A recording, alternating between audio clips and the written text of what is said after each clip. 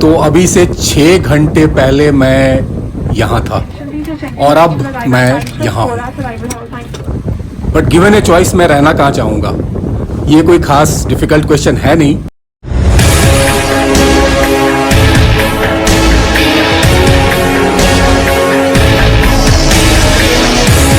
आज का हमारा प्लान है चिल्का लेक जाने का, बट चिल्का लेक जाने से पहले हम एक और जगह जाएंगे। कुछ लोग मुझे बता रहे थे कि इस इलाके में प्रॉन कल्टीवेशन बड़े जोर शोर से किया जा रहा है और इसमें गवर्नमेंट भी इन्वॉल्व है, और जिससे हजारों लोगों को एक डिसेंट जॉब मिल रहा है। तो चलिए सबसे पहले चल के देखते हैं कि ये प्रॉन कल्टीवेशन कैसे किया जाता है और इसका स्कोप क्या है। तो कुछ दिनों पहले तक यहाँ पे कुछ भी नहीं है। मैं यहाँ था 20-25 सालों पहले, बिल्कुल वीराना सा था, और धीरे धीरे करके ये एंटरप्रेन्योर्स ने इस इलाके में, गोपालपुर अंसी के इलाके में, ये प्रॉन कल्चर शुरू कर दिया है and it looks very encouraging. तो ये कुछ यंगस्टर्स हैं जो इस काम में इन्वॉल्व हैं। तो चलिए इनसे बात करते हैं, इनसे कुछ सवाल करेंगे, कुछ ये जवाब देंगे ताकि लोगों को पता चल सके कि ये प्रॉन कल्चर का बिजनेस है कैसा और ये होता कैसे है। बॉस, नाम क्या है तेरा? सर मेरा रामू जोर से बोल। रामू है। रामू? रामू, ये कितना बड़ा जमीन है? जमीन है सर जो 180 मीटर का लंबा। हाँ। ये जो उसका है 160 मीटर है। तो ये जमीन को कैसे तैयार करता है प्रॉन कल्चर के लिए? सर जेसीबी लेके आके सफा करना पड़ेगा। ओके। सफा करने के बाद उसको ट्रीटमेंट करना पड़ेगा। Medical treatment. ओके। क्या क्या इसका क्या चाहिए उसको? हाँ। उसको ट्रीटमेंट करने जो मट्टी लेके जाके एम्प्रा लैब है। हाँ। उसका पास जाके इसका लैब वाटर, उसका मतलब मट्टी, हाँ। उसका जाके एम्प्रा लैब में चेक करता है। उसका कुछ प्रॉब्लम है। हाँ। उसको बोले। हाँ। उनको देगा। हाँ। उसी टाइम में जाके उसको।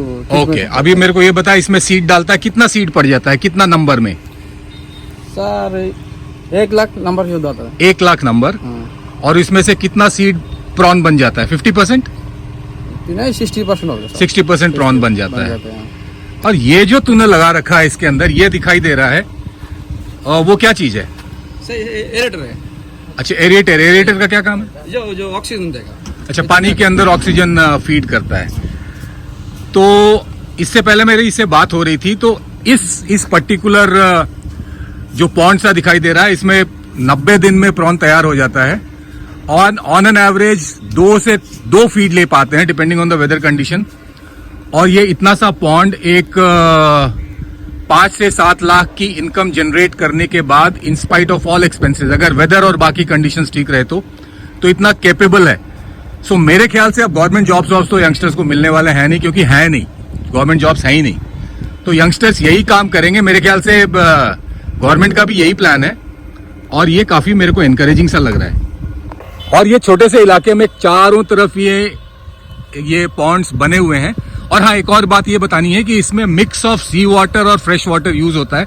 ये इनका अपना एक तरीका होगा, और भी तरीके हो सकते हैं, बट फ्रैंकली स्पीकिंग ऐसे एक रिमोट इलाके में इस तरह का एक वेंचर करना अपने आप में एनकरेजिंग है और मेरे ख्याल से यही फ्यूचर है। और ये एक आइडिया से दूसरा आइडिया कैसे निकलता है ये देखिए। ये प्रॉन के जो पॉन्ड्स बना रखे हैं, अब इसी के ऊपर ये रेस्टोरेंट बना रहे हैं। मेरे ख्याल से इसी से निकाल के फ्रेश बना के वहीं का वहीं सर्व करने का कोई प्रपोजल होगा, और नहीं है तो होना चाहिए, but it's a beautiful idea. जैसे अभी आप ये देखिए, ये अभी इस पॉन्ड में ये प्रॉन्स का फीड डाल रहा है, और इसके बाद 90 दिन का उधर भी वही काम हो रहा है, और इसके बाद 90 दिन का वेटिंग पीरियड और बाकी जो प्रिकॉशंस लेने पड़ते हैं, और उसके बाद इसके अंदर प्रॉन्स तैयार हो जाएंगे। क्या नाम है बॉस? आशीष। जोर से बोल।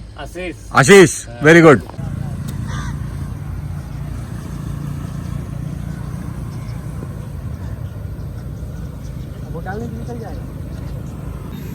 ये है एक छोटा प्रॉन जिन्होंने अभी इस पॉन्ड से निकाला है। अभी ये कितना और बड़ा होगा? इसका डबल ट्रिपल होगा। एक्चुअली जब ये इसको हार्वेस्ट करेंगे तो इसका साइज इससे ट्रिपल होगा।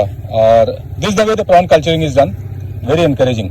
अब हम चलते हैं चिल्का लेक। चिल्का लेक गोपालपुर से जहाँ से हम जा रहे हैं वहाँ से 100 किलोमीटर दूर है, और भुवनेश्वर से भी उतनी ही दूर है। इनफैक्ट चिल्का लेक जो है वो भुवनेश्वर और गोपालपुर के ठीक बीचों बीच है। रोड इंफ्रास्ट्रक्चर काफ़ी सॉलिड है, और यहाँ पे पिछले 2-3 दिनों में से जो मैं देख पा रहा हूँ, जैसा प्राइम मिनिस्टर कहते हैं मिनिमम गवर्नमेंट मैक्सिमम गवर्नेंस, वो यहाँ दिखता है। कोई बड़े बड़े पोस्टर नहीं लगे हुए हैं जो लाउडली आपको अनाउंस करके दिखा रहे हो कि ये मैंने बनाया है, ये मैंने बनाया है, ये उस गवर्नमेंट ने नहीं बनाया है। यहाँ गवर्नमेंट एक्चुअली दिखती नहीं है, गवर्नमेंट के रिप्रेजेंटेटिव्स दिखते नहीं हैं, वो सर झुका के काम कर रहे हैं। तो मुझे तो कभी कभी ऐसा लगता है कि नवीन बाबू अगर ऐसे काम कर रहे हैं तो फिर बाकी कई स्टेट्स के चीफ मिनिस्टर तो अपने स्पेयर टाइम पे राज कर रहे हैं, क्योंकि आधे टाइम तो वो महागठबंधन, छोटा गठबंधन, इन चीज़ों में लगे रहते हैं और आधे टाइम धरने करते रहते हैं। So this is a very encouraging sight and actually salute to Naveen Patnaik. अभी हम हैं चिल्का लेक में, जो इंडिया का सबसे बड़ा कोस्टल लगून है और वर्ल्ड का सबसे बड़ा सॉल्ट वाटर लगून है।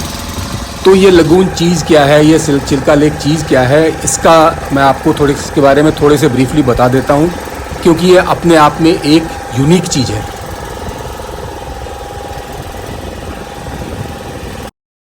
ये मैप पे आप देख पा रहे हैं कि एक चिल्का लेक और बे ऑफ बंगाल को मैंने मार्क करके रखा है। नदर्न एंड से जहाँ पे ये ब्लू एरो मार्क्ड है, वहाँ से महानदी का पानी इस लेक में आता है। महानदी इस चिल्का लेक की सबसे बड़ी फीडर है। हालांकि मानसून का पानी और बाकी सारी कई सीजनल नदियों का पानी भी इसमें आता है, बट तकरीबन 65% पानी चिल्का लेक में महानदी का आता है। इसके सदर्न एंड पे जहाँ पे ये ग्रीन एरो बना हुआ है, वहाँ से ये लेक बे ऑफ बंगाल से कनेक्ट होती है, और कुछ जगहों से भी होती है, बट ये एक मेजर कनेक्शन है जिसके साथ ये लेक बे ऑफ बंगाल से कनेक्ट होती है। तो महानदी का पानी इस लेक में आता है और समंदर का जो रिवर्स फ्लो है वो भी इस लेक में जाता है। इसी वजह से चिल्का लेक का पानी खारा है, बट उतना खारा नहीं है जितना बे ऑफ बंगाल का पानी है। और सर्वेज ये बताती है कि ये जो पीली पट्टी है जो अभी चिल्का लेक को बे ऑफ बंगाल से सेपरेट कर रही है, ये पीली पट्टी पहले नहीं थी और Chilka lake bay of Bengal का एक हिस्सा था। फिर ये सैंड बार्स और कुछ रॉकी फीचर्स ने चिल्का लेक को बे ऑफ बंगाल से सेपरेट कर दिया, और इस तरह से ये चिल्का लेक फॉर्म हुई है। और आप देख पा रहे हैं कि इसमें कोई लहर वहर नहीं है। ये जो लहरें आपको दिखाई दे रही हैं, ये नॉर्मल हवा की वजह से है, अदरवाइज बैक वाटर्स होने की वजह से ये बिल्कुल शांत है, इसमें कोई लहर नहीं है। एक और बात, यहाँ पे इंडिया में जितने भी माइग्रेटरी बर्ड्स आते हैं उसका सबसे ज़्यादा नंबर यहीं चिल्का लेक में आता है। ये तो उसका सीज़न नहीं है, नवंबर दिसंबर कभी जाके कभी वो आएंगे, बट कुछ बर्ड्स तो 15 हज़ार किलोमीटर फ्लाई करके आते हैं। बहुत बड़ा फिशरी रिसोर्स है, लाखों लोगों की ज़िंदगियाँ यहाँ के मच्छियों पे टिकी हुई है। और हाँ, यहाँ पे डॉल्फिन्स भी हैं, और एनकरेजिंग बात यह है कि पिछले कुछ सालों में डॉल्फिन्स की संख्या बढ़ी है।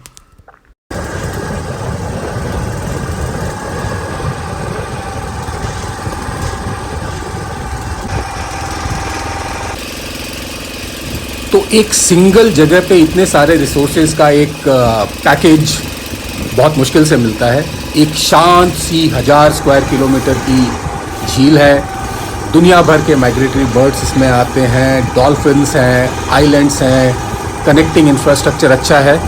तो इस जगह में एक ऐसा टूरिज़्म पोटेंशियल है जो आने वाले दिनों में एक्सप्लोर होगा, ये मेरी गारंटी है। ये छोटी छोटी जेटीज बनी हुई हैं जिससे आप समंदर के अंदर का फील ले सकते हैं, बट ये बहुत ही बड़ा लेक है। और जो पहाड़ी इसको बे ऑफ बंगाल से सेपरेट कर रही है, और इतना शांत जो पहाड़ी इसको लेक बना रही है, और इसके दूसरे तरफ बे ऑफ बंगाल है, इस तरफ बिल्कुल ही शांत है। ये छोटी मोटी पहाड़ियाँ नॉर्मल लहरें तो ये हवा के साथ रहेंगी, बट कोई बड़ी लहर नहीं है। दूसरी तरफ अभी बे ऑफ बंगाल जो मैंने आपको दिखाया था बहुत ज़्यादा रफ है, और मछुआरे उसके अंदर अभी जा भी नहीं रहे हैं। So that is the difference which lagoon has from a sea. Lagoon समंदर से इस तरह से डिफरेंट होता है, और ये सारे छोटे छोटे फिशिंग बोट्स हैं जो इसके अंदर अपने काम में लगे हुए हैं। कॉमन माइग्रेटरी बर्ड्स हैं जो इस बोर्ड पे दिए हुए हैं। हालांकि ये माइग्रेशन सीजन है नहीं, माइग्रेशन सीजन समवेयर अक्टूबर नवंबर में शुरू होकर फरवरी मार्च तक चलता है, बेसिकली जब टेम्परेचर्स कम होते हैं। बट चारों तरफ ये चिल्का लेक है और काफ़ी प्लेसिड सा, काफ़ी शांत सा है। लिए मैं आपको एक कंपैरिजन दिखाता हूँ। ये है अभी चिल्का लेक की हालत, बिल्कुल शांत और कोई इसमें लहर नहीं है, कोई हो हल्ला शोर शराबा नहीं है। और अब मैं आपको दिखाता हूं दूसरे तरफ का नज़ारा, बे ऑफ बंगाल का नज़ारा, जो इस चिल्का लेक का ही एक्सटेंशन है, या यूँ कहिए कि Chilka lake bay of Bengal का एक एक्सटेंशन है। तो आप डिफरेंस देख सकते हैं।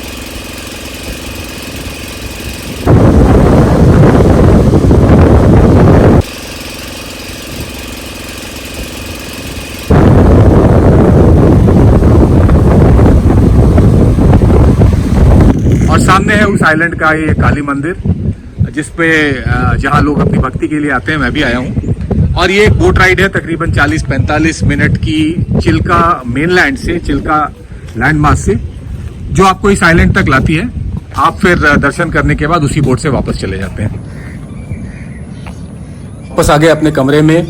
इस खूबसूरत से समुद्री इलाके का जो सफर था वो यहाँ पे खत्म होता है। तो अब क्या करना है, सामान उठाते हैं और वापस चलते हैं। बट बहुत ही अच्छे गुजरे ये कुछ दिन।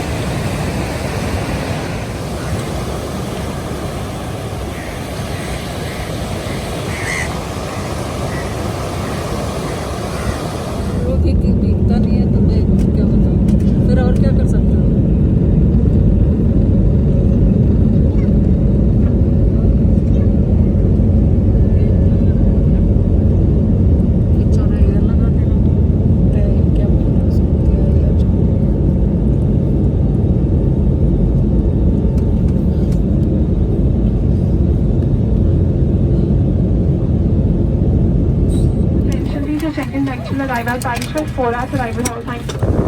तो अभी से 6 घंटे पहले मैं यहाँ था और अब मैं यहाँ हूँ। बट गिवन ए चॉइस मैं रहना कहाँ चाहूँगा, ये कोई खास डिफिकल्ट क्वेश्चन है नहीं। तो चलिए इस वीडियो को यहाँ पे एंड करते हैं, मिलते हैं अगले वीडियो में। तब तक के लिए जय हिंद, जय भारत, वंदे मातरम।